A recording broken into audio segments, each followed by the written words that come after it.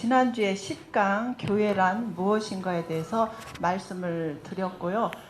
너무 분량이 많아서 지난주에 이 10강을 마무리를 못했습니다. 그래서 지난주 이제 빠지신 분들도 계실 것 같고, 그래서 복습 차원에서 제가 이제 조금씩 이제 말씀 전하고 우리가 이제 남은 거 오늘 하겠습니다.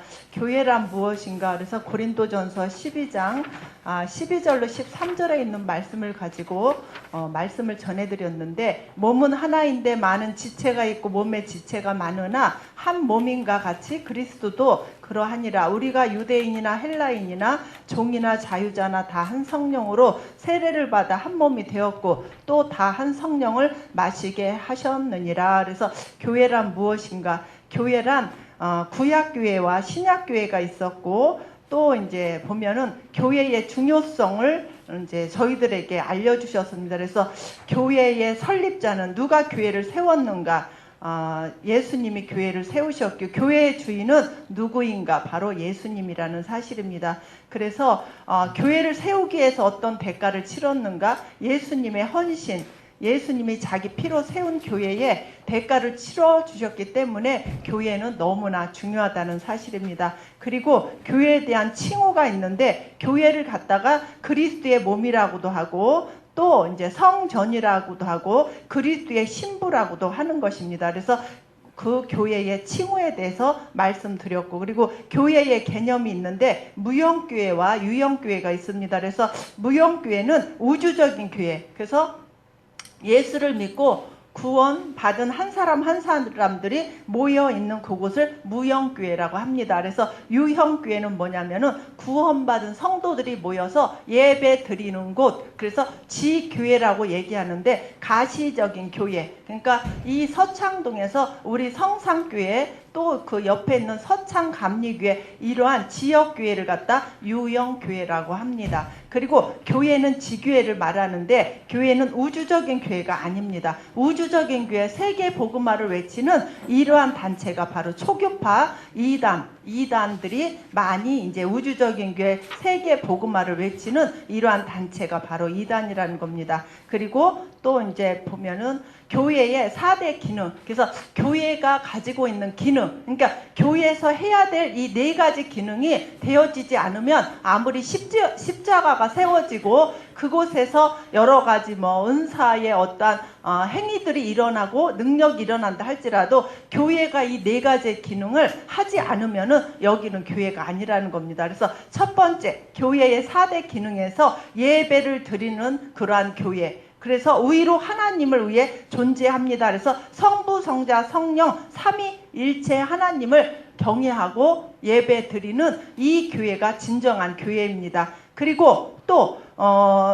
두 번째로는 교제와 양육이 있어야 됩니다. 예배를 드리고 이제 주의 종이 강대상에서 선포되는 하나님의 말씀을 가지고 성도들이 함께 교제하고 그 교제와 말씀을 통해서 양육이 되어져서 일꾼으로 계속해서 성장되어지는 이러한 교회가 교회의 4대 기능을 하는 교회입니다. 세 번째로는 봉사가 있는 교회입니다. 밖으로 세상을 위해 존재합니다. 그래서 이 봉사가 없는 그러한 교회는 교회라고 할 수가 없는 것입니다. 그래서 서로의 연약함을 보완해주고, 그리고 하나님 나라를 위해서 함께 봉사하고 전도하고 이러한 모든 것들이 있는 곳이 바로 봉사가 있는 교회입니다. 네 번째로는 전도가 있어야 된다는 교회가 바로 교회의 4대 기능 중에 하나인데, 전도는 교회는 모여서 하나님께 예배드리고 세상에서 구원의 복음을 선포하는 전도의 기능을 다해야 된다는 겁니다. 그래서 나만 구원받고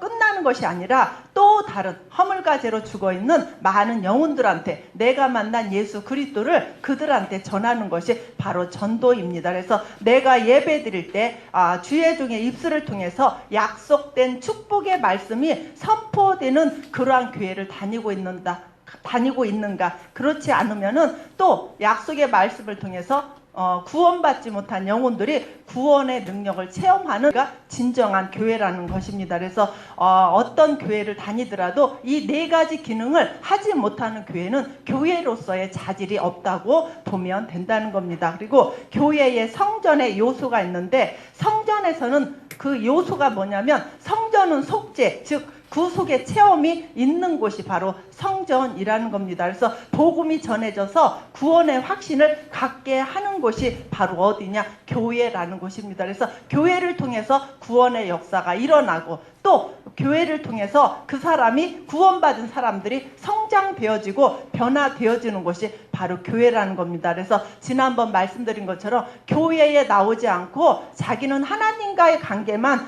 좋으면 된다 그래서 가정에서 예배 드리는 이러한 사람들은 잘못된 것입니다. 그리고 이러한 사람들은 아무리 하나님과 이제 관계가 좋다 할지라도 그 사람은 아름답게 신앙이 성장되어지지 않고, 그러한 사람들이 오히려 이단에 빠질 수가 있고 잘못된 길로 갈 수가 있다는 겁니다. 그래서 교회의 요소 중에서 성전은 속죄 즉 구속의 체험이 있는 곳이라는 것이고, 두 번째, 신약의 교회는 그리스도의 보혈을 전하는 곳입니다. 그렇다면은 성전은 어떤 곳이냐? 바로 예배 드리는 곳입니다. 그래서 이 성전에서 예배 드리는 곳, 그래서 성전에서는 정치 얘기, 경제 얘기, 인생의 어떠한 권력을 가지고 자랑하는 것이 아니라는 겁니다. 교회는 하나님의 말씀, 살아있는 능력의 말씀을 선포하는 곳, 그 말씀을 뭐 하는 거예요? 대언하는 곳. 그래서 그 교회를 통해서 구원의 역사가 일어나고 세워짐의 역사가 일어나고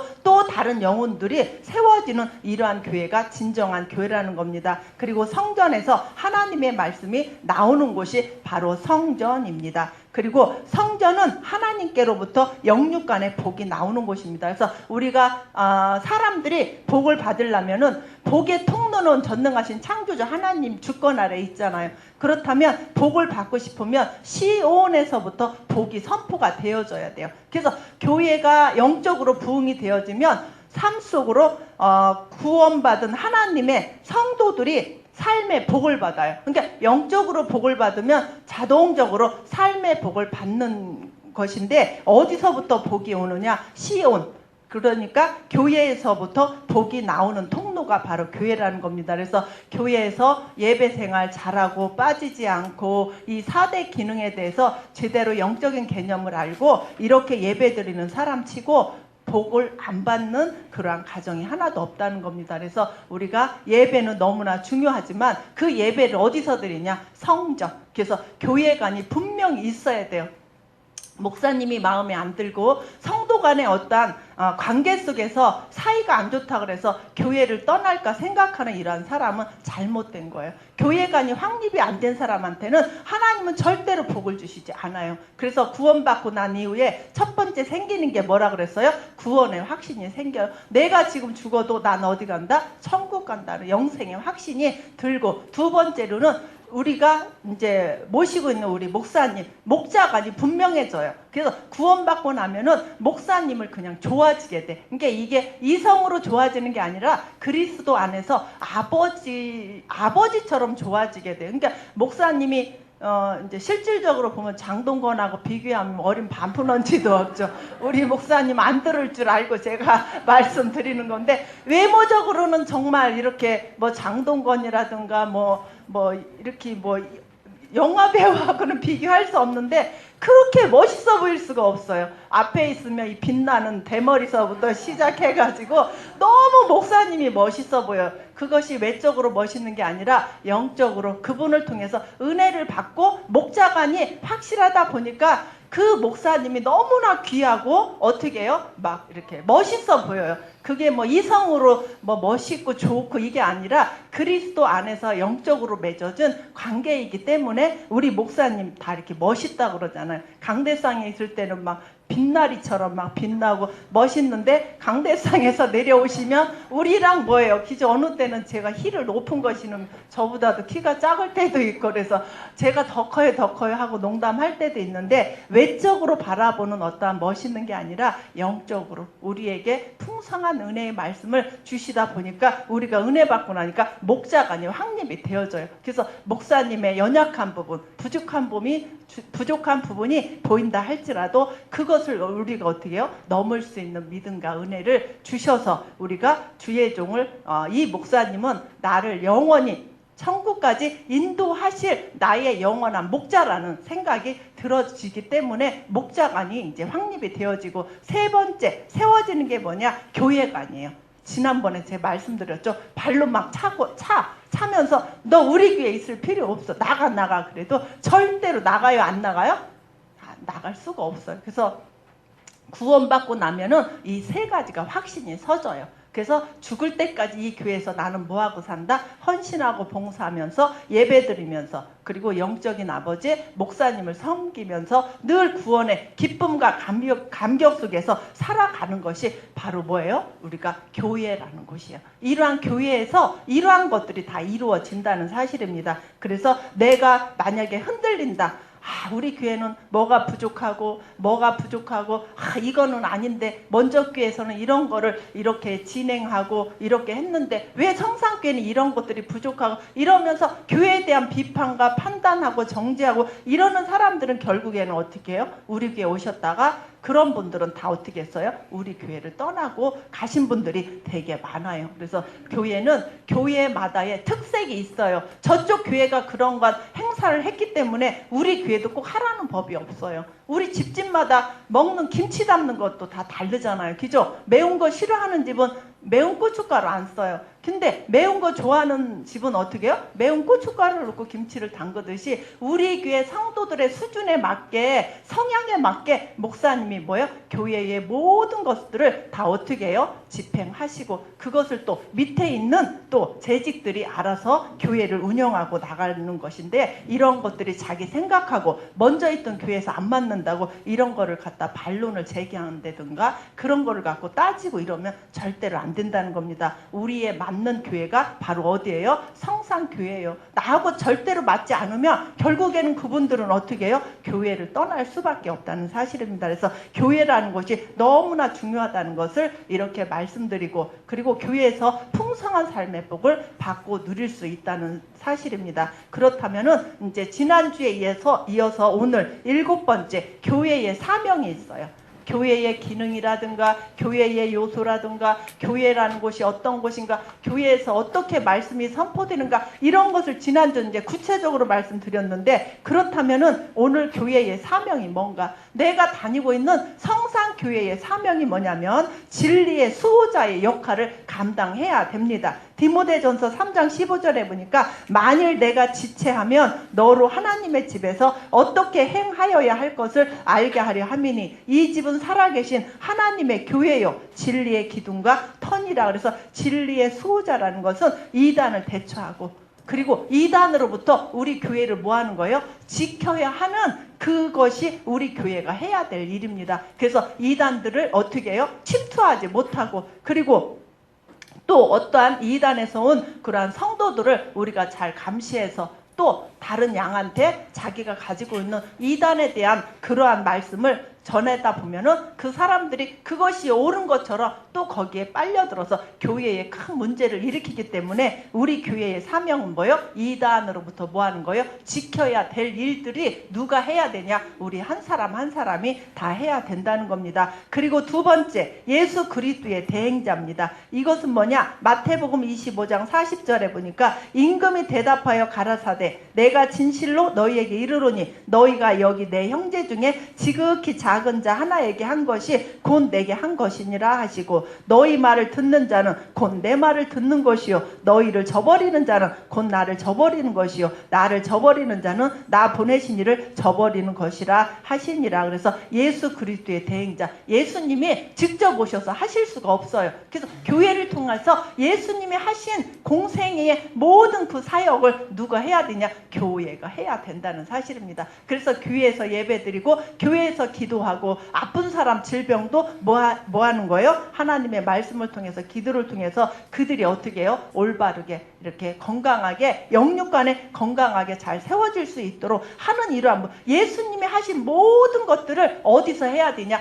교회에서 해야 된다는 겁니다. 그리고 세 번째, 전도와 선교. 마가복음 16장 15절에도 또 가라사대 너희는 온 천하에 다니며 만민에게 뭘 전하라? 복음을 전하라고 말씀하셔요. 이것이 어디서 해야 되냐? 교회에서 해야 될 일이라는 것입니다. 그래서 교회의 사명은 바로 무엇이냐? 바로 이단을 대처하고 지키고 그리고 예수님이 하셨던 그 일들을 우리한테 대행을 시켰어요. 교회한테. 그래서 교회에서 이 예수님이 하신 이 모든 일들을 하신 것을 대행자로 해야 되고 그리고 교회가 해야 될 일은 전도와 선교의 사명을 감당해야 하는 것이 교회가 해야 될 일입니다. 8번째, 교회의 구성원이 있어요. 교회에는 구성원이 있는데 고린도전서 12장 13절에 보니까 우리가 유대인이나 헬라인이나 종이나 자유자나 다 한 성령으로 세례를 받아 한 몸이 되었고 또 한 성령을 마시게 하셨느니라. 그래서 여기 보면 인종과 신분이 다른 사람들이 인종과 신분이 뭐예요? 다른 사람들이 한 몸이 될 수 있었던 것은 그것은 그들이 모두 한 성령으로 세례를 받아 한 몸이 되었고 또 모두 한 성령을 마시게 됨에 의해서입니다. 그래서 우리가 교회의 구성원은 이렇게 인종과 신분이 다른 사람들이 한 몸이 될 수 있었던 것이 바로 뭐예요? 그것들이 모두 한 성령으로 뭘 받았어요? 우리가 세례를 받아. 세례는 물 세례가 아니라 구원받은 성도죠. 그러니까 성령 세례를 받아 한 몸이 되었고 또 모두 한 성령을 마시게 됨에 의해서 교회의 구성원으로 이렇게 이루어졌다는 사실입니다. 이해되시죠? 교회의 구성원은 뭘로 돼 있어요? 구원받은 성도들이 한 구성원으로 이루어졌다는 겁니다. 그것은 이쁘고 건강하고 잘나고 똑똑한 사람들이 모인 것이 아니라 구원받은 성도들이 이렇게 구성원으로 모여져서 각자 주신 은사대로 교회 안에서 봉사하고 세워지는 일에 쓰임받고 있다는 겁니다. 그렇다면 교회에 의식이 있어요. 교회에는 의식이라는 것은 교회의 여러 가지 뭐라 그럴까? 행사라 그럴까? 그러니까 교회에 오면 이러한 의식들이 있는데 첫 번째, 이제 감리교회 이렇게 제가 다닐 때는 감리교회에서는 교회에 딱 등록을 하게 되면은 6개월 동안은 성경 공부를 해요. 그래서 6개월 동안 성경 공부를 해서 학습을 받게 해요. 학습을 받은 사람이 또 6개월이 지나고 나면은 그때 이제 물 세례를 주게 되어져요. 이것은 교회마다 다 어떻게 해요? 의식이 좀 달라져요. 그죠? 달라져요. 그러니까 집하고 이제 가정집이랑 비유를 할 것 같으면 저희 가정이나 다른 가정은 부모님이 한갑이시다 그러면 어떤 집은 집에서 잔치하는 사람도 있고 어떤 집은 나가서 외식하면서 하는 집도 있고 어떤 집은 부모님을 해외로 여행시키는 집도 이렇듯이 교회의 의식이라는 게 있는데 바로 세례 의식이라는 게 있습니다. 여기 보면 예수 그리스도와 연합되었음을 고백하는 의식이에요. 세례는 어떤 사람이 받는 거예요? 성령 세례를 받은 사람이 하나님 앞에 사람 앞에 또 사단 앞에 뭐 하는 거예요? 나는 구원받은 하나님의 자녀라는 증표로 그 의식을 행하는 거예요. 예수 그리스도와 연합되었음을 뭐 하는 거예요? 고백하는 의식이.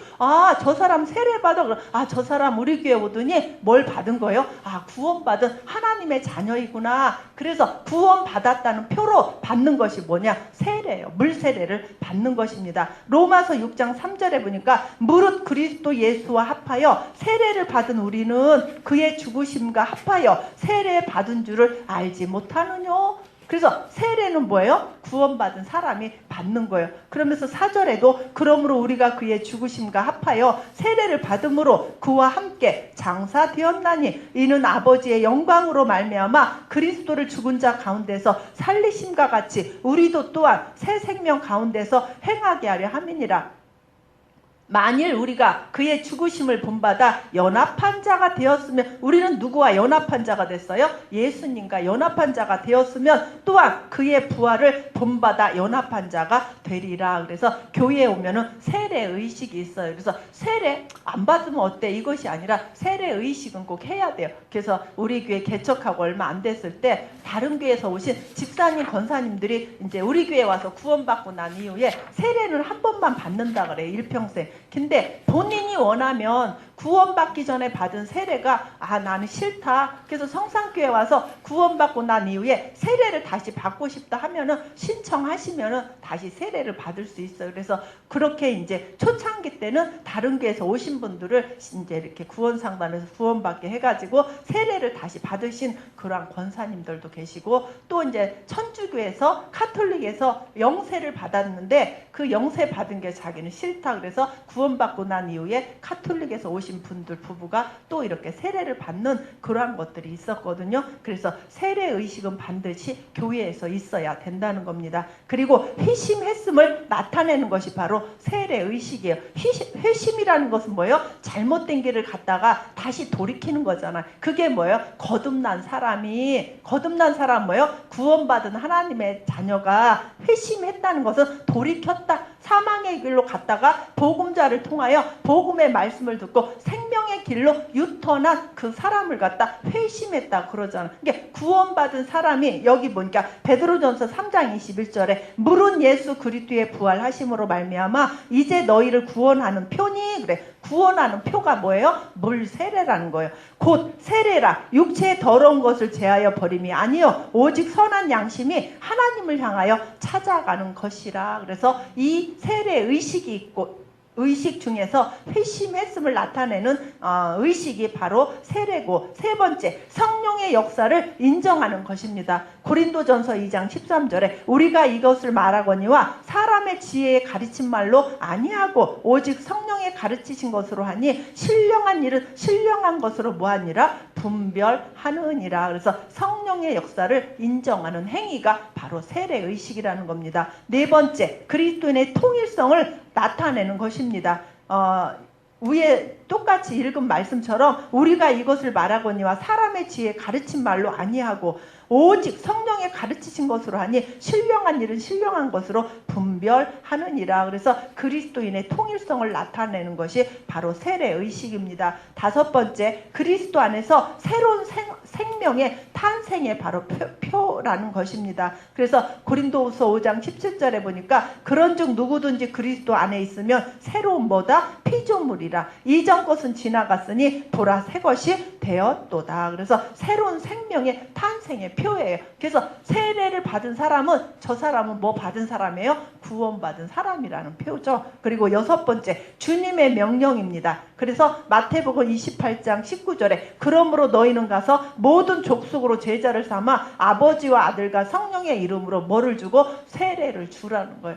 세례는 누가 주는 거예요? 세례는 성령이 인침받은 사람이 교회에 와서 뭘 주는 거예요? 세례를. 근데 이제 그때 구약에서는 그런 것들이 되지 않았을 때는 그냥 있는 그곳에서 뭐 했어요? 물로 선지자나 사도들이 세례를 줬다는 겁니다. 그래서 이렇게 세례 의식이 있고 교회 의식 중에서 두 번째로는 성찬 의식이 있습니다. 성찬 의식은 바로 무엇이냐면은 먼저 그리스도의 사랑과 은혜에 감격하는 마음으로, 믿음으로, 그리고 경건함으로 참여를 해야 하는 것입니다. 그러므로 성찬에 임하기 전에 자신이 예수 그리스도를 진정한 구세주로 믿고 있는지, 또는 그분의 희생과 사랑을 감사하게 생각하고 있는지 살핀 다음에 그에 대한 확신이 있을 때만 그 예식에 참여할 수 있어요.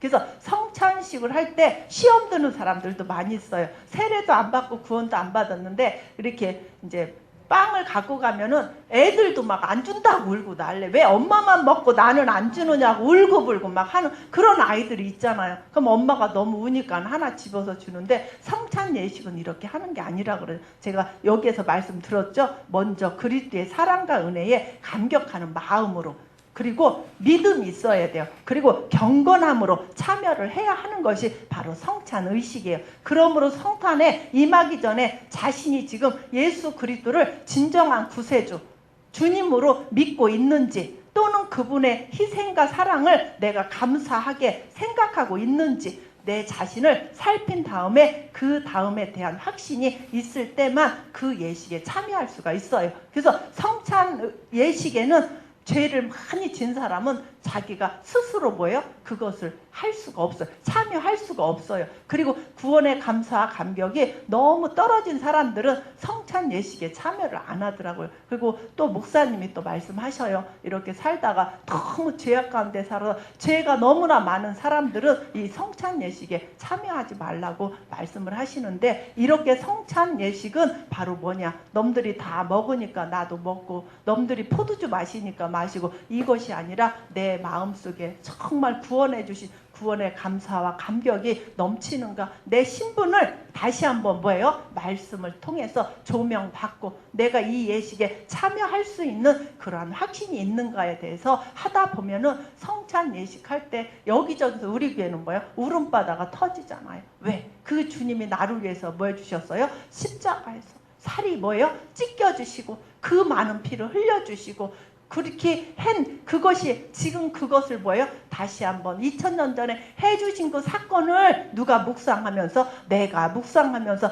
그 의식에 참여하다 보니까 얼마나 감사가 넘치는지 눈물을 안 흘릴 수가 없는 게 바로 성찬 예식이라는 것입니다. 여기 보니까는 그리스도의 희생 기념을 하는 것이 바로 성찬 의식이고, 두 번째 고린도전서 11장 24절에 보니까 축사하시고 떼어 가라사대 이것은 너희를 위하는 내 몸이니 이것을 행하여 나를 기념하라 하시고, 식후에 또한 이와 같이 잔을 가지시고 가라사대 이 잔은 내 피로 세운 새 언약이니 이것을 행하여 마실 때마다 나를 뭐해라? 기념하라 하셨으니 너희가 이 떡을 먹으며 이 잔을 마실 때마다 주의 죽으심을 오실 때까지 전하는 것이라. 그래서 구약에는 부자나 가난한 사람이나 이 성찬 예식을 하기 위해서는 집에 있는 음식을 다 가지고 왔대요. 다 가지고 왔는데 이제 이렇게 가난한 사람들은 먹을 것이 없으니까 이제 이렇게 이제 빈손으로 오는 사람도 있겠죠. 근데 이제 그때 이제 말씀을 인도하는 이러한 지도자들이 이제 예수님이 뭐라고 말씀하시냐면, 온 사람들이 배가 너무 고프니까 성찬 예식의 의미도 모르고 그 성찬 예식이 자기네들 뭐예요? 배고픔을 달래는 것으로 알고 있었어요. 근데 예수님이 그것을 보시고 너무나 그게 뭐예요? 마음이 아프신 거예요. 그렇다면 돈이 없고 가난한 사람들은 오면은 자기네들이 먹을 게 없잖아요. 그러니까 그 부자들한테 꾸짖는 그러한 예수님의 이제 이렇게 호령하는 그러한 말씀도 나오는데, 그들은 그거를 갖다 성찬 예식인 줄 알고 그것을 그렇게 난무하게 성찬 의식의 어떠한 개념도 모르고 그렇게 했다고 그래요. 그러니까 예수님이 여기 고린도전서, 그러니까 고린도 교인들이 그렇게 했다는 것이죠. 그래서 예수님이 고린도 교인들한테 이제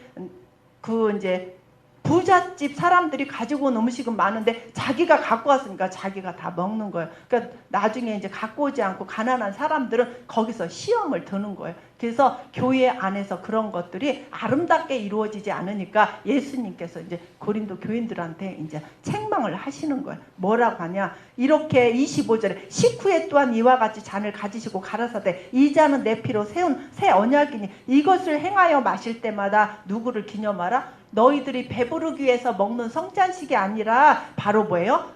예수님을 기념하라는 그러한 의식이 바로 성찬 예식이에요. 너희가 이 떡을 먹으며 이 잔을 마실 때마다 주의 죽으심을 오실 때까지 전하는 것이니라. 그래서 그것은 뭐예요? 구원받은 성도들이 그 성찬 예식을 통하여 누구를 기념하는 거예요? 예수님을 기념하는 거예요. 그래서 경건한 마음으로 진짜 감사와 감격 속에서 뭐를 해야 된다는 거예요? 성찬 의식에 참여를 해야 된다는 겁니다. 우리는 그냥 하려니까 그냥 하는 것이 아니라 이러한 개념을 가지고 이제 올부터는 이러한 개념을 가지고 한번 성찬 예식에 참여하면은 기쁨이 더 클 수가 있다는 겁니다. 그리고 교회를 위해 섬기는 사람들이 있어요. 이 교회란 무엇인가에 대해서 교회를 섬기는 사람들이 있는데, 첫 번째 보니까 목사님이 나오죠. 목사. 이 목사는 보내심을 받은 자가 바로 목사입니다. 그러므로 목회자가 관심을 두어야 할 두어야 할 1차적인 문제는 자기 양들의 영혼의 문제입니다.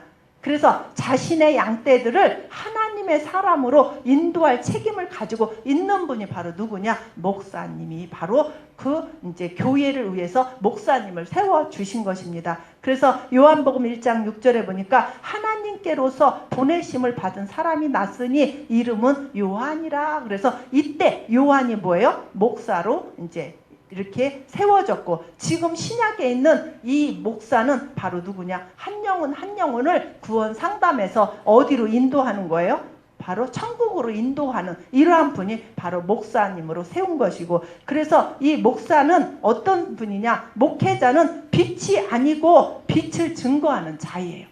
이해되시죠? 목회자는 빛이 그 빛은 바로 누구예요? 예수님이 빛이에요. 그럼 요한은 누구의 빛을 전하러 온 사람이에요?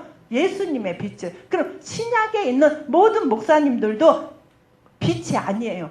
이 빛을 뭐예요? 증거하는 목사님으로 세워주셨다는 사실입니다. 그런데 이단들의 교주들을 보면 자기가 자칭 뭐라 그래요? 진리다. 내가 예수다. 자기가 자칭 여호와 하나님이다. 그럼 인간 자체가 자기가 빛이라고 하면서 성도들을 어둠의 골짜기로 인도하는 이단들의 이제 목회자들이 있는데, 목회자는 빛이 아니고 빛을 증거하는 거예요. 그래서 이단의 교주를 어떻게 해요? 완전히 신격화를 시키잖아요. 누가 신격화를 시켜요? 자기가 자꾸만 나는 빛을 전하러 온 사람이라고 자꾸 얘기하니까 교회에 있는 성도들이 그 목사님을 뭐예요? 신격화를 시켜요. 그래서 제가 지난주에도 말씀드렸지만 이 다락방에서는 그 유광수 목사님, 저도 거기서 훈련을 좀 받다가 거기가 2단으로 딱 되는 바람에 안 했는데, 그 목사님이 이제 부흥회를 한다 그러면 전국에 있는 교회에 다락방을 하는 교회 목사님들, 성도들을 막 대형 버스를 불러가지고 막 가요. 근데 그 교회가 크면 다행인데 교회가 작은 데서 집회를 하다 보면 이 통로 있잖아요. 이 통로, 이 목사님 여기에 강대상 요 자리만 이렇고 요런 계단까지 막 다 앉아요. 신문 깔고 방석 깔고 막 하면서, 거기에는 뭐 목사님이나 뭐 높으신 이러한 직분자들은 우리가 예우를 해드려야 되는데 먼저 온 사람이 임자예요. 옆에 있는 교회 목사님이 오셨는데도 자리가 없으면 그 목사님은 여기 통로에 앉아야 돼요. 이 교회의 질서가 완전히 무너지게 하는 거예요. 그리고 유광수 목사님이 이렇게 말씀을 전하다 보면은 목이 컬컬하잖아요. 그럼 해. 그럼 이 가래침이 나오면 휴지를 해가지고 하잖아요. 막 그 밑에 있는 사람들이 그 가래침도 받으려고 막. 그 목사님을 뭐 하는 거예요? 신격화를 만들. 그 목사님 다리 한번 만지는 게 소원이라고 이러는. 왜냐면 제가 해봐서 알아요. 저는 뭐 그런 걸 해보진 않았지만 그냥 그 사람들을 바라만 봐도 와, 이건 아닌데. 말씀을 봐. 저건 아닌데. 이것이 뭐예요? 그 주의 종을 갖다 뭐를 해요? 신격화를 시켜서 그 사람을 그렇게 만들어버려요.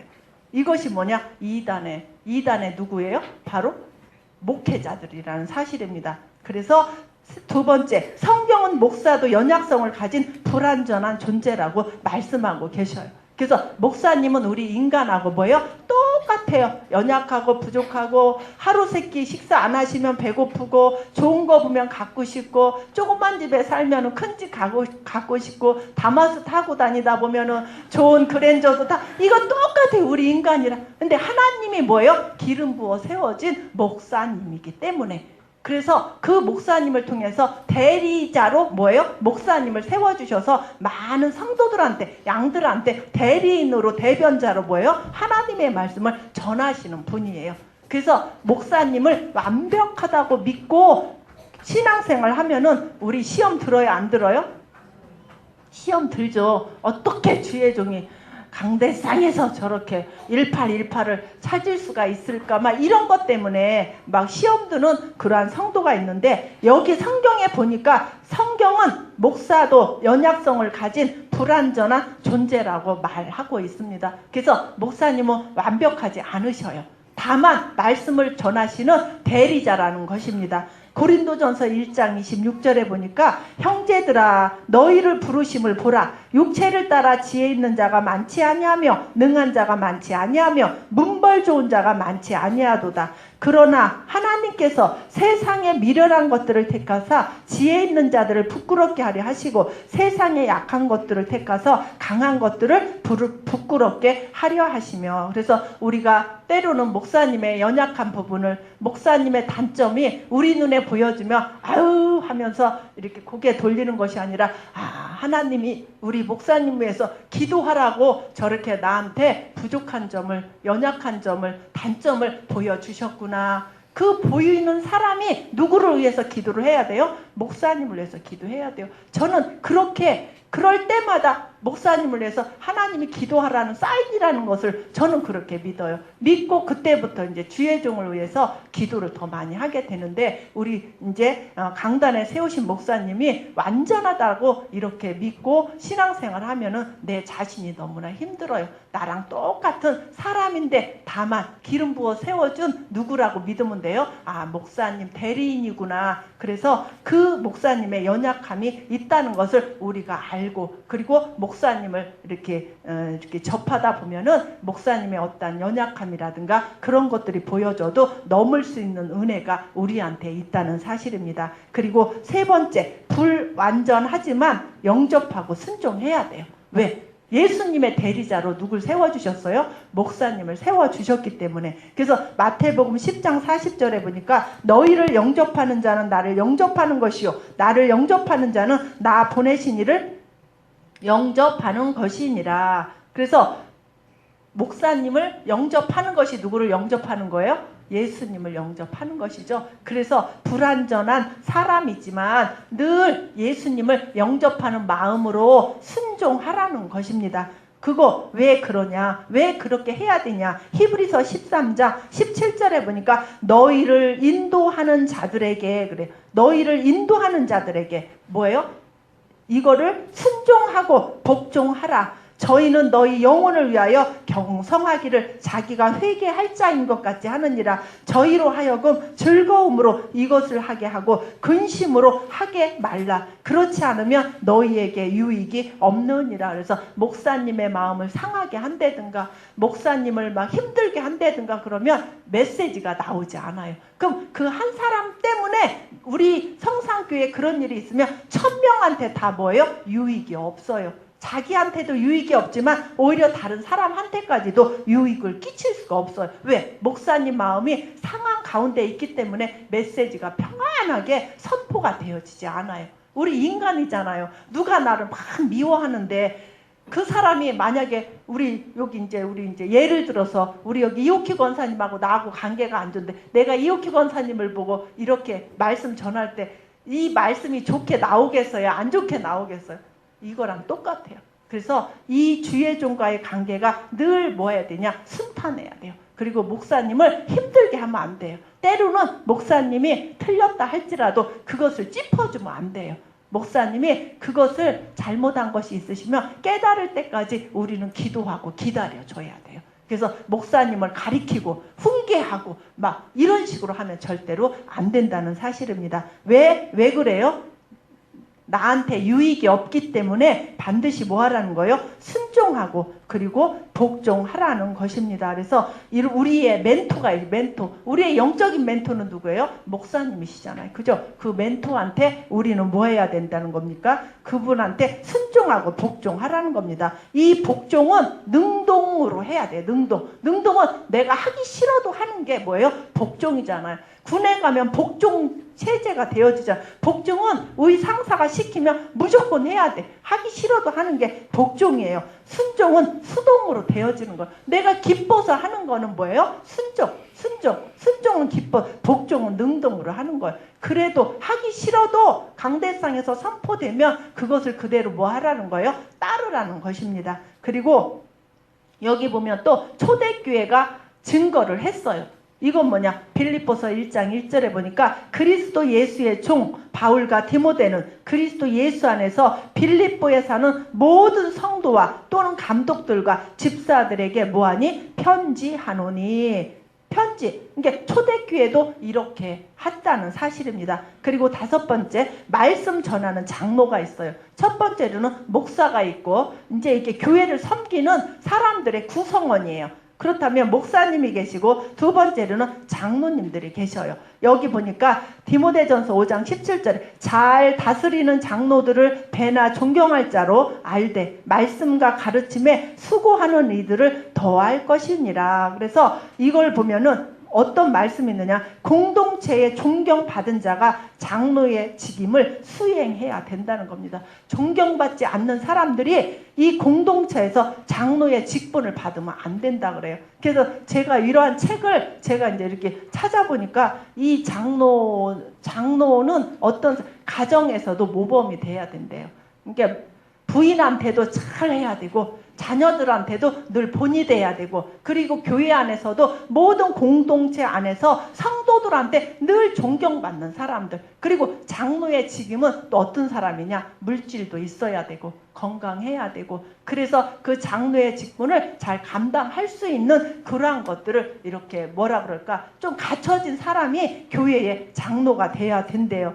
지도자들이 예배를 이렇게 이제 이러한 장로들은 지도자들이잖아요. 예배를 이렇게 사회에도 보고 또 필요한 경우 사람들을 때로는 경책하고 훈련하고 백성들 가운데서 발생하는 도덕적, 종교적, 경제적 다툼과 분쟁을 판가름하는 그러한 분들이 바로 누구냐? 장로님이에요. 그래서 장로 당회가 있는 것은 목사님이 일일이 성도 한 사람 한 사람을 다 훈계를 못해요. 근데 한 성도가 교회에 무리를 일으켜 정말로 다른 성도들 교회에 어떠한 일들을 계속해서 일을 이제 벌리고 이러면은 목사님이 직접 못하니까 당회에서 치리를 하는 거예요. 그래서 그분을 불러다가 어떻게 하냐, 때로는 훈계를 주고 또 때로는 어떻게 해요? 그렇게 하지 말라고 경책도 하면서 다독거려져요. 근데 그분이 계속해서 그러한 일을 반복해서 공동체를 무너뜨리잖아요. 그럼 그 사람을 교회에서 어떻게 해요? 내보내는 것도 장로님들이 해야 된다는 거예요.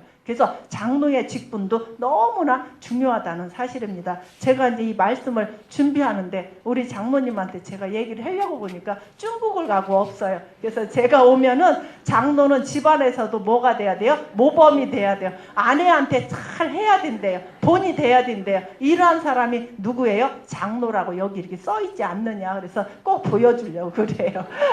그리고 6번째, 여기 보니까 에베소서 4장 11절에 보니까 그가 혹은 사도로 혹은 선지자로 혹은 복음 전하는 자로 혹은 목사와 교사로 주셨으니 이는 성도를 온전케 하며 봉사일을 하게 하며 그리스도의 몸을 세우려 하심이니라. 그래서 이러한 직분을 주신 모든 사람들은 교회의 한 구성원으로 이 교회를 아름답게 세우기 위해서 주셨다는 사실입니다. 사도행전 20장 28절에도 너희는 자기를 위하여 또는 온 양떼를 위하여 삼가라. 성령이 저들 가운데 너희로 감독자를 삼고 하나님이 자기 피로 사신 교회를 뭐 했느니라? 치게 하셨느니라. 그래서 교회가 이렇게 중요하다는 것을 또 알게 하시고, 여기 보면은 또 여기 장로가 또 나오는데 잘 다스리는 장로들을 배나 존경할 자로 알되 말씀과 가르침에 수고하는 이들을 더할 것이니라. 그래서 이렇게 말씀을 잘 가리키고 이렇게 하는 사람들한테 우리는 그분들을 어떻게 해요? 잘 받들어야 된다는 것이에요.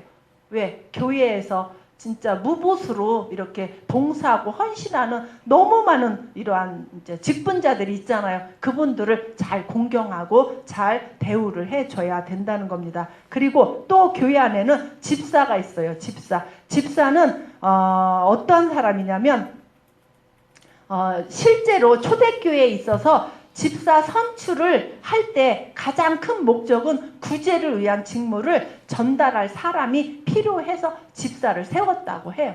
그래서 이 초대교회는 복음도 중요했지만 구제를 참 우선으로 이렇게 섬겼던 것이 바로 초대교회예요. 그래서 뿐만 아니라 우리는 이제 물질로 필요를 공급하는 일과 복음 전파하는 일을 이원화해서 생각하지 말고 오직 모든 일에 주께 하듯함에 할 것이며, 이 말씀은 바로 무엇이냐면 이 집사가 해야 될 일은 바로 교회 안에서 어떠한 구제라든가 이런 거 할 때에 몸과 물질로 하는 게 바로 집사로 선출을 했다는 겁니다. 디모데전서 3장 8절에 보니까 이와 같이 집사들도 단정하고 일구이연을 하지 아니하고 아니하고 술에 임박하지 아니하고 더러운 일을 탐하지 아니하고 집사는 이렇게 해야 된대요. 일구이연하고 앞에서 칭찬하고 뒤에서 흉보고 막 이렇게 그리고 행실이 단정해야 된대요. 그리고 이제 이런 말씀을 드려도 될래나 모르는데 교회에 와서 예배 드릴 때 옷도 단정하게 입어야 된대요. 옛날에 이제 제가 먼저 있던 교회에 보면 막 젊고 예쁜 사람들이 막 나시 막 끈 이렇게 입고면 예배를 드려야 되는데 그 집사님 등허리만 자꾸 쳐다보래요. 여자인 나도 기죠. 여자인 나도 자꾸 시선이 거기로 가요. 근데 젊은 남자 집사님들은 어떻게 했어요? 계속 쳐다보게 했죠. 그게 예배가 방해가 돼요. 그래서 교회에 올 때는 아무리 덥더라도 너무 노출된 옷을 입으면 안 돼요. 그리고 너무 짧은 옷을 입으면 안 돼요. 너무 짧은 옷 입고 의자에 앉아 있으면 진짜 더 올라가잖아요. 그죠? 그래서 항상 이렇게 조심해야 돼요. 단정해야 돼요. 그래서 제가 몇 년 전에 이제 유행이 머리가 이제 노랗게 물들이는 거예요. 그리고 또 물들인 데에다가 브릿지를 이렇게 하는 게 유행이었어요. 그래서 나도 나이 더 먹기 전에 한번 해봐야지 하고서 머리 물을 들이고 브릿지를 이렇게 했는데 교회를 왔어요. 목사님이 딱 보자마자 당장 머리 그렇게 하지 말라고 해서 아니 목사님 멋있어서 했어요. 그러니까 관사가 돼가지고 빨리 이제 하지 말라고 그래서 조금만 하고 이제 제가 이제 지울게요 이렇게 했더니 얼른 앞에서 말씀 전하고 앞에서 일하는 사람은 그렇게 하면 못 쓴다. 그래가지고 어쩔 수 없어서 다시 이제 원상복귀 했는데 이제 너무 교회 다니면서 이러한 용모에도 너무 이렇게 난무하게 하면은 많은 사람들한테 어떻게 해요? 덕이 안 된다. 제가 만약에 지금 여기 나와서 마이크 잡고 말씀을 전하는데 완전 미니 스커트에다가 막 이런 거 하고 머리는 노랗고 막 이러면 그 사람이 경건해 보여요?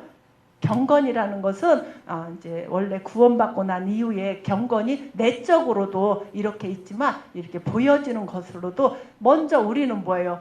처음에 딱 봤을 때 그 사람을 판단하게 되잖아요. 외모를 보고. 그러니까 사람이 단정해 보고 조금 여성스럽고 이러면은 저 사람 참 이게 선입견이 좋잖아요. 그러니까 처음부터 선입견을 안 좋게 한 사람은 그 사람을 바라볼 때마다도 항상 그게 머릿속에 있어요.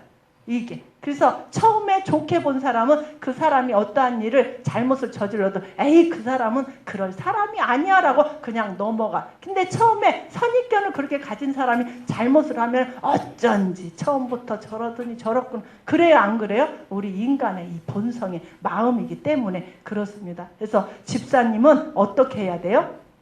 단정하고 일구이연하지 않고 그리고 바깥에 나가서 술 먹고 막 그러한 세상 사람들이랑 똑같이 행동을 해서는 안 된다는 겁니다. 깨끗한 양심에 믿음의 비밀을 가진 자라야 할지니 이에 사람들을 먼저 시험하여 보고 그 후에 책망할 것이 없으면 집사의 직분을 뭐예요? 하게 할 것이요. 그래서 교회 안에서 직분을 세울 때도 다 당회에서 어떻게 해요? 이 사람 권사로서 제대로 자격에 갖추어졌느냐 하고서 다 그런 것을 다 어떻게 해요? 다 이렇게 알아본 다음에 직분을 주잖아요. 안수 집사, 장로님, 권사, 집사 이런 사람들. 이 사람이 예배를 잘 드리냐?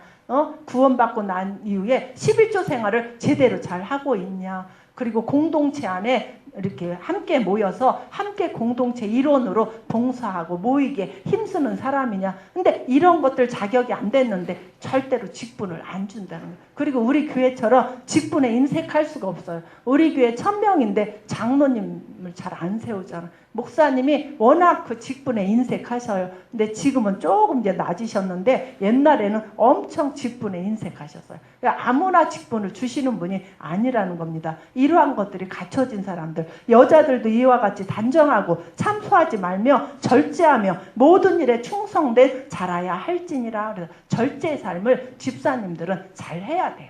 절제라는 것은 뭐예요? 남이 하니까 나도 같이 하고 남편이 200만 원 월급 타는데 막 300만 원 쓰고 그래서 가정이 막 부도나고 막 이러면 절대 안 돼요. 절제 삶이 뭔가를 이게 뭐냐 지혜로운 사람 중에 한 사람이에요. 남편이 200만 원 벌어오면은 거기에 맞게 써야 되는데 뭐 남이 하니까 같이 하고 그래서 막 이 사람 저 사람한테 카드 빌리고 돈 빌리고 교회 안에서 막 이러한 일이 있으면 절대로 안 된다는 겁니다. 집사들은 한 아내의 남편이 되어서 자녀와 자기 집을 잘 다스리는 자일지니 그래서 집사님들은 어떻게 해야 되냐?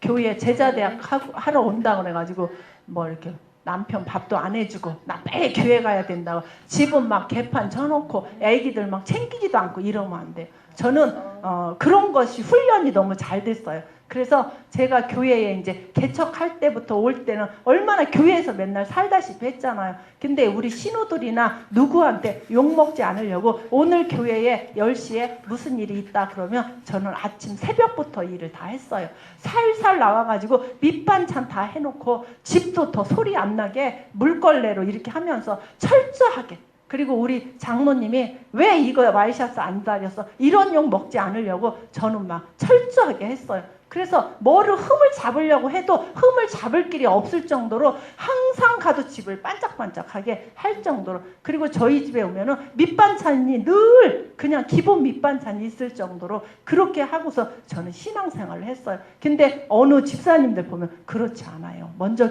그런 집사님들 가면 이거 완전 폭탄 맞은 집 있잖아요. 들어가면은 발로 이렇게 치우지 않고는 들어가지 못하는 집, 설거지통에 막 이렇게 막 쌓이고 애들 지도 저기 교회 봉사한다고 제대로 돌보지도 않고 남편 때 돼서 밥도 주지 않고 막 이러한 집사님들 너무 많이 있잖아. 그건 본이 되지 뭐. 저 사람 교회 다니는 집사인데 저렇게 살아. 욕먹어요. 그거는 전도하는 게 아니라 오히려 그리스도의 영광을 뭐예요? 가리우는 일을 하게 돼요. 그래서 교회 다니는 사람은 부지런해야 돼요. 그리고 지혜가 있어야 돼요. 그래서 오히려 어떻게 해요? 불신자보다 교회 다니는 집사님들이 가정을 더 철저하게 이렇게 챙기시고 남편한테 더 반찬도 맛있게 잘해주고 이렇게 하다 보니까 어느 날 남편들이 어떻게 해요?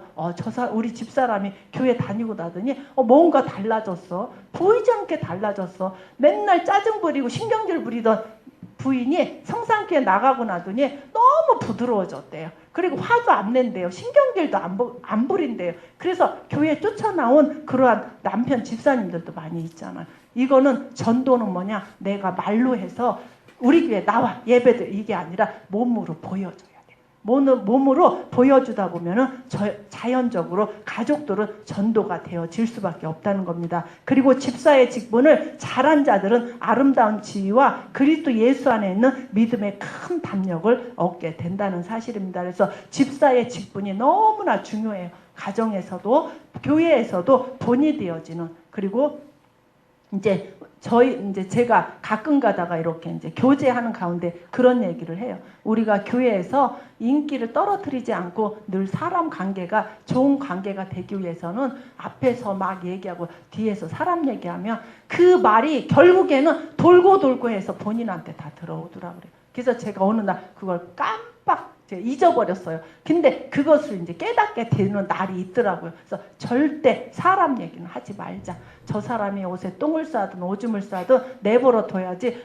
우리는 걱정해서 하는 말이 돌고 돌아서 올 때는 이 말이 10개, 20개로 이렇게 해요. 더해져가지고 와가지고 그 사람하고의 관계가 완전히 깨지는 이러한 경우가 너무 많이 있더라고요. 그리고 그것을 나는 이 사람을 믿어서 이 얘기를 했는데 이 사람이 그 얘기를 어떻게 해요? 다른 사람한테 얘기했는데 내가 비밀이라고 얘기한 것이 돌아서 나한테 왔을 때 내가 처음 그 사람한테 얘기한 그 사람을 신뢰를 100% 할 수가 없더라고요. 그래서 늘 어떻게 해요? 한가닥 깔고 얘기를 하게 돼요. 그래서 100% 오픈을 못하는 관계가 되어져 버려요. 그것도 살아감에 있어서 하나의 지혜라고 봐요. 그래서 이렇게 이제 지혜로운 사람이 돼야 되는 게 바로 집사예요. 그렇다면 성도가 있어요. 교회 안에는. 성도의 책임은 뭐냐? 인도자에게 순종을 해야 됩니다.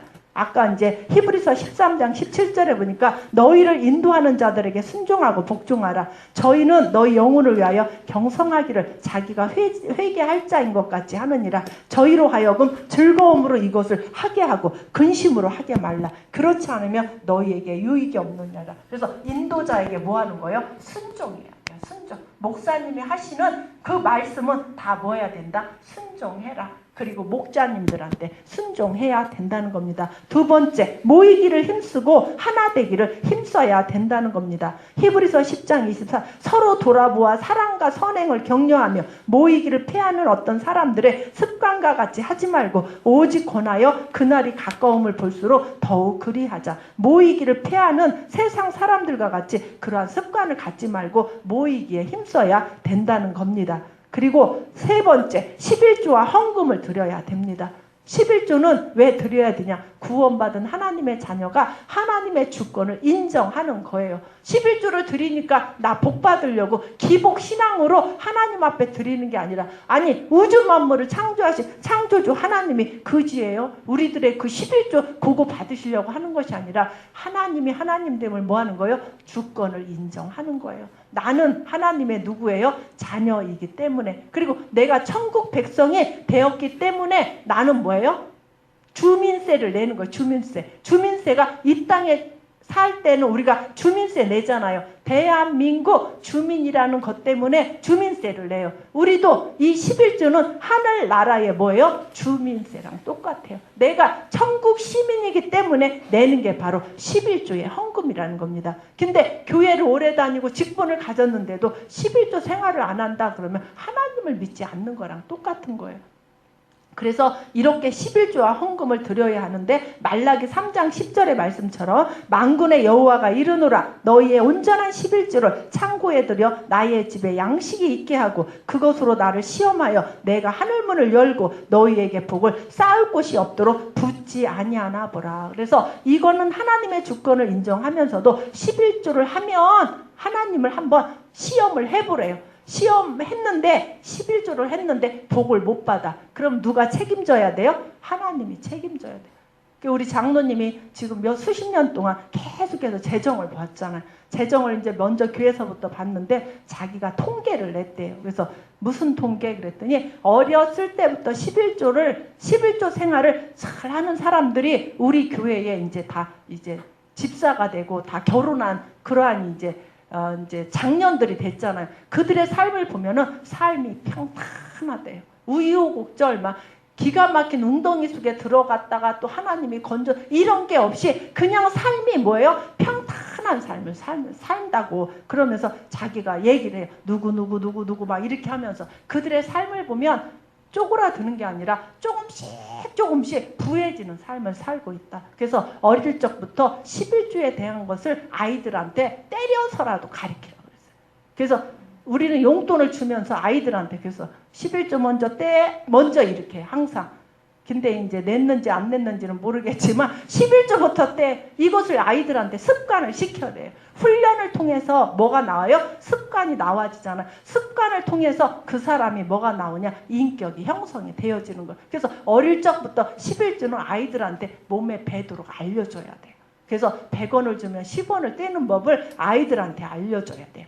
그래서 11조를 드림으로 우리는 뭘 받는다? 복을 받는다는 겁니다. 그리고 또 네 번째, 은사에 따라 봉사를 해야 합니다. 고린도전서 12장 11절에 이 모든 일은 같은 한 성령이 행하사 그 뜻대로 각 사람에게 뭐하니라? 나눠주니라. 그래서 한 사람한테 많은 은사를 주는 게 아니라 많은 사람들한테 은사가 다 각각 다른 은사를 누가 주셨어요? 하나님이 주셨어요. 그 은사를 가지고 공동체 안에서 아름다운 교회를 세워가는 한 일원으로 헌신된 사람으로 이렇게 하는 게 바로 성도라는 사실입니다. 이 성도는 뭐예요? 직분이 없는 자가 성도가 아니라 이 성도는 바로 뭐냐? 구원받은 하나님의 자녀. 성도, 구별됐다. 그래서 구원받은 하나님의 자녀가 바로 집사보다 더 좋은 게 바로 뭐예요? 성도라는 것입니다. 그래서 이 성도의 책임은 바로 뭐냐? 인도자에게 순종해야 되고 그리고 모이기에 힘쓸 때 공동체 안에 항상 들어와야 되고 그리고 세 번째 11조 헌금을 반드시 드려야 되고 은사에 따라서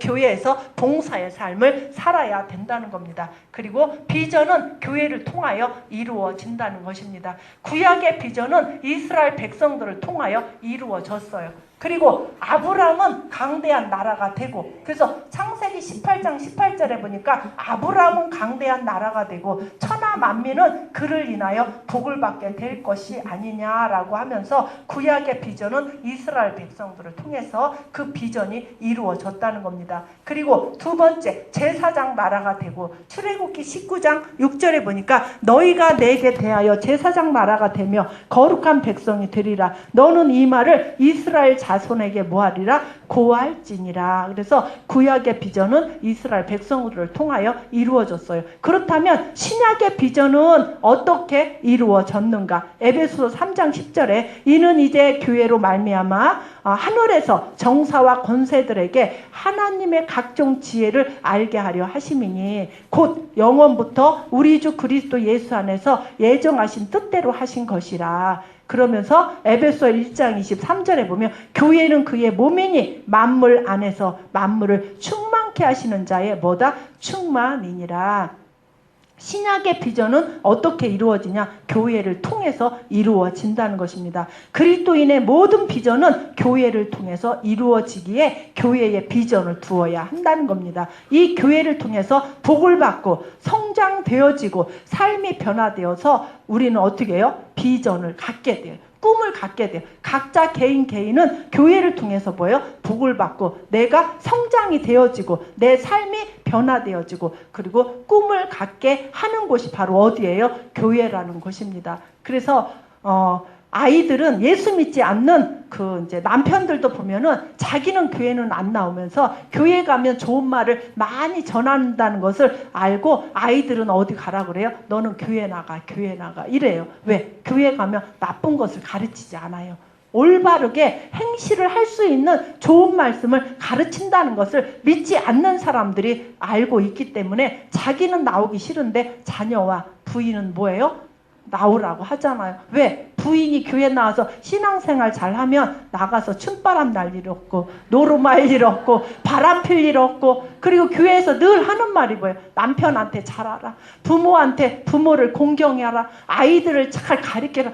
교회에서 이러한 좋은 말을 하니까 그것들을 뭐예요? 남편들이 그것을 알고서 그렇게 자기는 안 나오면서 아이들과 부인은 이렇게 교회를 나가게 만들어요.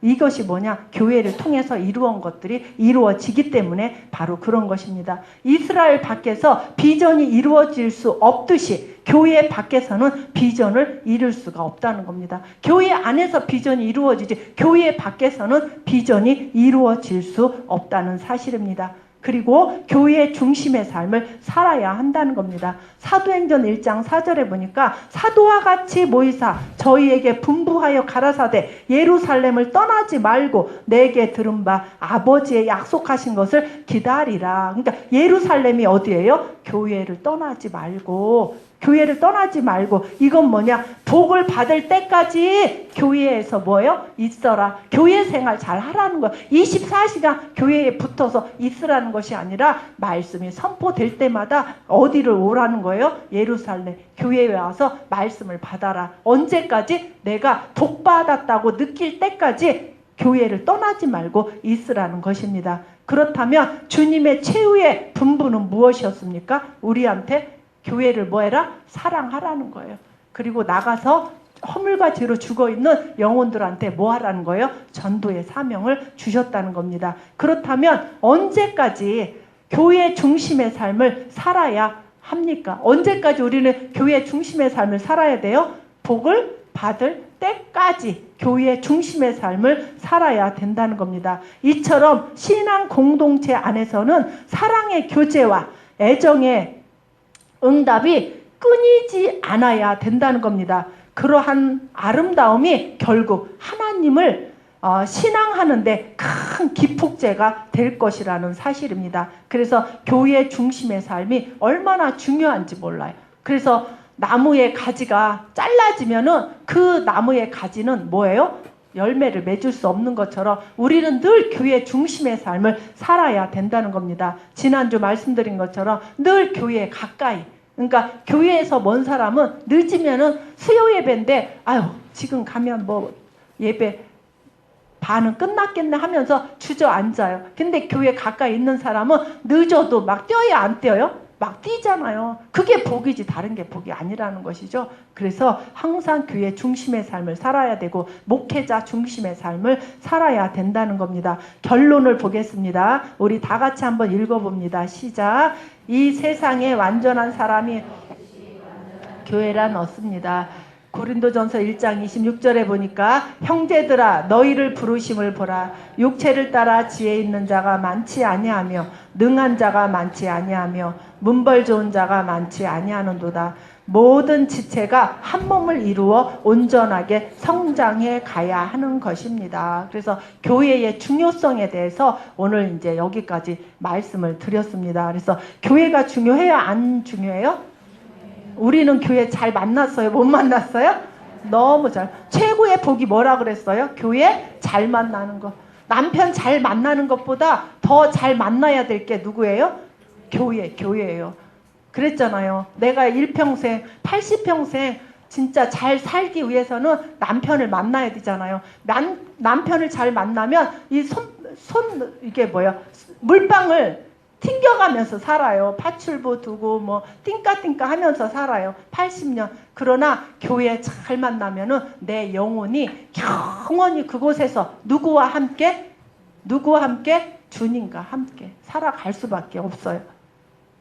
그래서 교회는 너무나 중요한 것이고, 그래서 교회에서 무슨 행사가 있을 때 꼭 빠지는 사람이 있는데 빠지면 안 돼요. 그 사람은 한 일원으로서의 책임을 다 하지 못한다는 사실입니다. 그래서 우리는 이러한 교회의 중요성을 알았고, 그래서 오늘은 이제 교회에 대해서 이제 마지막으로 제 강의는 10강까지 이제 끝나요. 우리 목사님 내일 모레 모셔요. 이제 저 살찌게 생겼어요. 그래서 이제 다음 주에는 우리 목사님이 오셔서 11강 예수 그리스도의 재림에 대해서 이제 말씀하시고, 그동안 부족하고 이제 이렇게 연약했는데도 은혜 받았다고 격려해 주시고 칭찬해 주시고 수고하셨다고 이렇게 인정해 주셔서 너무너무 감사합니다. 그래서 오늘은 여기까지 말씀 마치고, 지금 내려가면 우리 권영주 권사님한테 혼나요. 왜 벌써 왔냐, 밥도 안 했는데 벌써 왔느냐고 혼나니까, 우리 오늘 그동안 이제 받은 은혜의 말씀, 오늘 또 받은 말씀 있으니까 우리 또 이 시간 한번 두 사람만 이렇게 나오셔서 한번 말씀으로 교제 나누는 시간 가졌으면 좋을 것 같아요. 누구 하실 분 없으세요? 우리 박영희 집사님 한번 오세요. 나오셔요.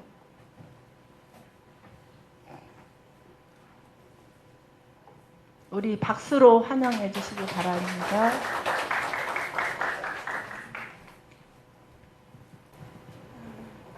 거의 한 달 동안 이종수 권사님께서 제자들 말씀을 주셨는데, 목사님하고 또 다르게 저희들에게 적용할 부분들을 많이 말씀해 주신 것 같아서 너무너무 감사하고, 또 오늘 잠깐 오늘 받으면 한 달 동안은 그때그때 또 기억 잘 안 나잖아요. 오늘 받은 말씀에 교회의 사명에 대해서, 교회가 어떤 사명을 갖고 있어야 하는지 분명히 말씀해 주셨고, 또 우리 교회가 그 교회의 사명, 또 교회 그 구성원들이 해야 할 일들을 정확히 말씀해 주셔서 너무 감사하게 생각이 들어지고, 그 목사, 그 다음에 장로, 집사, 이렇게 직분자들에 대해서 어떠해야 하는지 이렇게 말씀을 해주셨는데, 저에게, 제가 또 집사이기 때문에 그 집사의 초점이 이렇게 맞춰져서,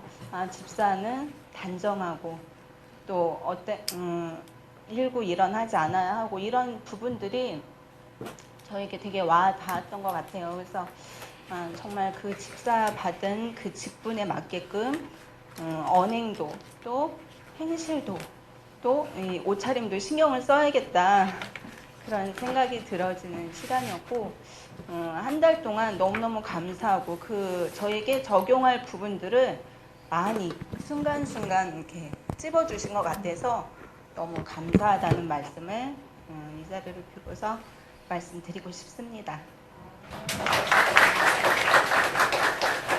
우리 여기 변호사 집사님, 안 집사님 잠깐 오셔요.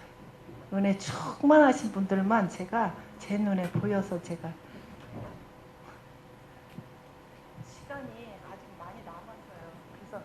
사람 더 찝어야 될 것 같아요. 너무 앞에 나와서 이렇게 말하는 것이 좀 부끄러워. 사실은 이제 아까 이제 권사님께서 말씀하신 것처럼 남편을 잘 만나는 복보다 교회를 잘 만나는 복이 내 인생에서 가장 큰 복이라고 말씀하신 것처럼 사실 저는 남편을 잘 만났어요. 제가 뭐 뛰어나거나 외모가 뛰어나거나 뭐 괜찮은 집안의 여자가 아닌데도 불구하고 좋은 사람을 만나서 인격적인 사람을 만나서 지금 잘 살고 있는데 그 또 남편 덕분에 남편 덕분에 또 교회를 또 오게 됐고 또 제 주변에 있는 좋은 분들 덕분에 성산교회를 또 오게 돼서 제 인생이 확 바뀌었어요. 그러니까 그전에는 세상에서 제가 가지고 있는 것들을 자랑하기에 급급했다면 지금은 그런 것들이 자랑이 아니라 하나님께서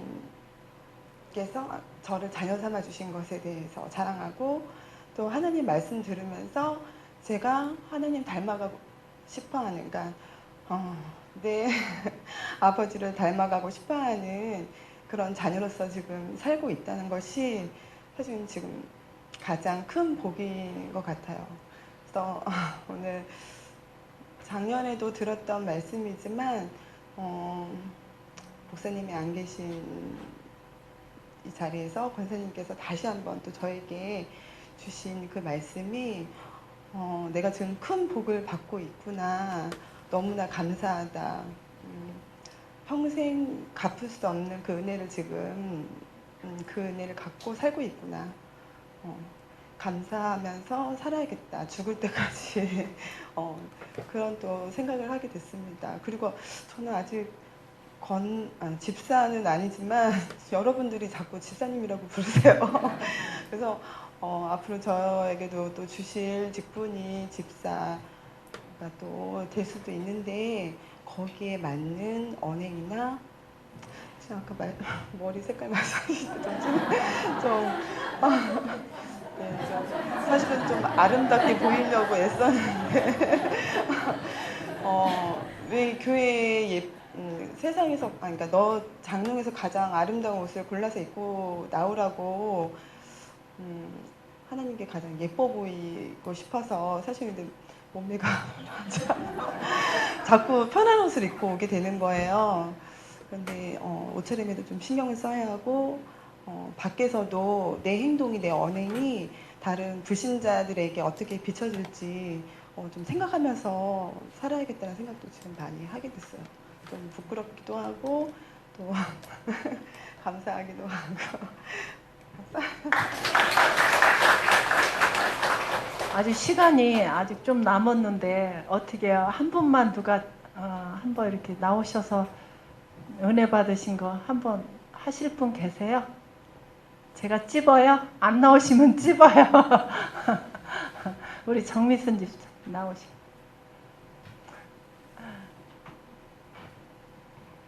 박수로. 안녕하세요. 저는 정미순 집사입니다. 우리 권사님, 제가 처음 목자였어요. 우리 교회 왔을 때. 근데 그때 들었던 것들하고 또 이렇게 들으니까 너무 눈물이 날 정도로 너무 감사하네요. 정말 이렇게 나에게 그때 은혜를 주셨던 그런 내가 이렇게 좋은 목자를 만나서 내가 이렇게 성장했다는 거에 대해서 너무 감사한 생각이 들고요. 내내 앉아서 은혜를 많이 받았는데 정말 제가 정말 멘토로 삼았었어요. 맨 처음에는. 근데 이제 시간이 흐르면서 또 이렇게 제가 이렇게 조금 불순종했던 그런 부분들도 보였고 또 다른 목자들을 통해서 이렇게 많은 이렇게 접하다 보니까 정말 권사님 정말 존경할 만하다. 그래서 아까 집에서 이제 말씀보다 그 집에서 그 그리스인으로서 해야 했던 부분들, 정말 저는 그거를 하기가 너무 어려웠거든요. 다 해놓고서 모든 거 다 반찬 뭐 이런 거 밑반찬 다 해놓고서 정말 나와서 또 이렇게 열심히 했던 그런 부분들에 저는 정말 높이 평가하고, 저도 그런 부분은 잘 안 되는 부분인데 본받아야겠다 그런 생각을 했고, 정말 오늘 말씀을 들어보니까 이게 거꾸로예요. 순서가 성도가 정말 중요하고, 그 다음에 집사에 할 일들이 너무 많고, 그 다음에 장로예요. 그 다음에 목사예요. 그렇기 때문에 우리는 직분이 낮을수록 너무 중요하다. 거꾸로인 것 같아요. 위에서 내려오는 것이 아니라. 그러니까 우리가 그 자리에서 정말 그 성도가 가장 귀한 분이에요. 그래서 저는 그거를 깨닫고, 그리고 교회를 통해서 정말 교회 중심의 삶, 제가 이 자리에 나온 것도 저는 앞에 나와서 말하는 것을 굉장히 부끄러워해요. 그런데 권사님이 저를 딱 집었는데 순종하는 마음으로 나왔어요. 그러니까 순종과 복종이 정말 얼마나 중요하고, 정말 교회는 정말 이렇게 체계가 있는, 질서가 있는 곳이기 때문에 하나님께서 순종하고 복종할 때에 정말 엄청난 복을 주시는 것 같아요. 그래서 오늘 너무 은혜 많이 받았고, 권사님 사랑합니다. 오늘 받은 말씀 은혜 나누자고 했는데 제 자랑을 하면 안 돼요. 나오셔서 사람 얘기하면 안 되고. 우리 배선미 권사님 마지막으로 한번 하고 앞으로 이런 기회가 없어요 이제. 떨리는데. 아니 나이가 어릴 때는 안 떨렸는데 나이 먹을 만큼 먹었는데 떨려서 앞에만 나오면은. 저는 3주 동안 그 권사님 강의 들으면서 유튜브로도 들었는데 쉽고 또 주변에 있는 그 서신자들이 좋다고 막 올려달라고 그런 분들도 있더라고요. 이번에 늦게 올려더만 저는 그 권사님 강의 첫날 들을 때 성령 그 예수님이 오신 것은 양으로 생명을 얻고 더 풍성히 얻게 하신다는 그 말 다 알잖아요 저희들. 근데 그 말씀이 가슴으로 와서 되게 은혜를 받았고, 그 충만케 하시는 그 은혜가 우리 삶 가운데 늘 있기로 소망하면서 두 번째 강의 들을 때 예배 중에 성령께서 오셔서 우리 그 말씀을 조명해 주셔서 그 말씀을 가지고 기도하면 하나님 응답해 주신다는 그 말씀 듣고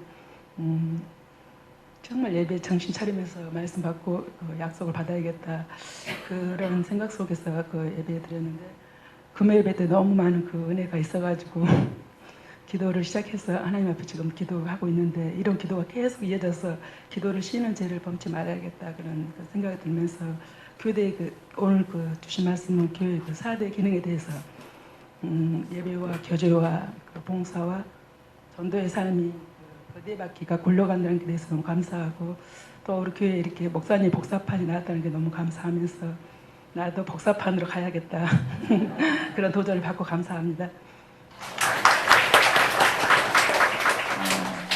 감사합니다. 더 많은 분들 나오셔서 함께 나누고 싶은데 시간이 그렇게 못 돼서 이제 여기서 마무리하고, 이따 이제 오후 이제 중급반 또 이제 1시간 또 있으니까 또 하실 분들 다 이제 참석해 주셔서 함께 이제 또 은혜 나누는 시간 가졌으면 좋겠습니다.